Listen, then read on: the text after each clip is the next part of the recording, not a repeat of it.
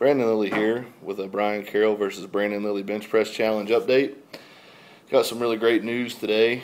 Wendy's of America is going to be giving $1,000 total, $500 to each cause, that being $500 for Autism Speaks and $500 for the Make-A-Wish Foundation, which means by default, Autism Speaks is going to be getting $1,500 and Make-A-Wish is going to be getting $1,000. That will mean I win. Next on the agenda, had a little fun today. Oh, one more thing before I go any further. Brian was making fun of my tattoo, saying he couldn't read it and things like that. I know that Florida's been kind of known for having some educational problems, but this is called cursive.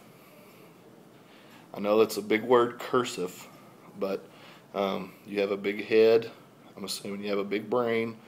Cursive. Look it up. Google. Anyway, back to what I was saying. I was going to have some fun today.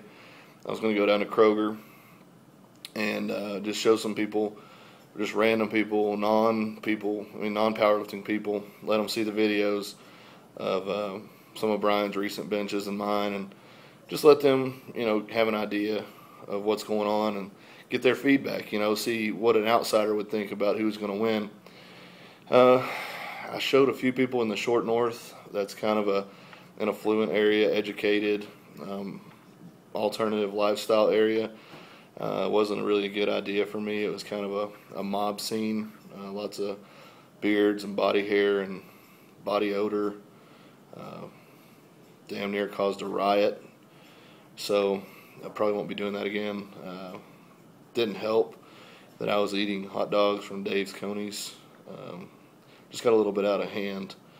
So went on to Kroger's, where I did conduct my interviews. And the funny thing about Kroger's, if you have a camera of any sort in their store, they tend to think that you work for Walmart and you're a secret shopper. And they take you in this little room and they talk to you very sternly, and they delete all your files, and short of giving you the two-finger swirly, they aren't very nice to you. But what I did find, when I mentioned charity and when I showed people's videos, or the videos of what was going on, they were first concerned about Brian. They thought the charities were for Brian because of his head size. They thought something was really wrong there. They didn't understand the facial swelling and just the overall head size that he carries. I was quick to point out that it was just his ego. And it takes a pretty massive head to hold that kind of ego, and they understood pretty quickly. So, on to the video. I happened to show him the 425 for 5 video when he had his feet up in the air.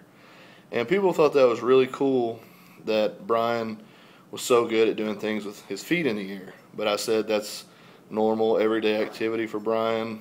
He's really good on his back, really good with his feet up high. It just makes sense that he can bench press that way.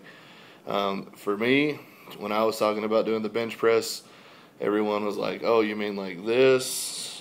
And I was like, "Yeah, whatever." But just because of Brian's like circus tricks, as they were calling it, being able to bench with a big head and not fall off the bench because of balance issues and things like that, and then also just having his feet up in the air, Brian is the people's champion. He isn't the favorite. He's the underdog because of weight. Because I weigh 310 pounds and he weighs 285 or whatever it is. He'll tell you on his log he weighs like 237 or something like that. But the people really have gotten behind Brian for whatever reason. People who don't even know anything about powerlifting. So I've got my work cut out for me. I've got like 10 fans. And Brian's got basically millions around the world because he is a world record holder. Powerlifting is a nightly discussion at most people's dinner tables. So I'm just an up-and-comer. He's the people's champ. The dozens, maybe hundreds of dollars that we've won in powerlifting make us celebrities. When I told people I was a professional powerlifter, it was like, oh, dang, let's see that Lambo, let's see that Rari. So, people have this knowledge of us, and they have this expectation. So I've got to uphold that. I've got to be professional. I got like 10 fans. Brian has literally millions around the world that he's going to let down when he gets beat. So this is my chance to shine, and I'll catch you on the flip side.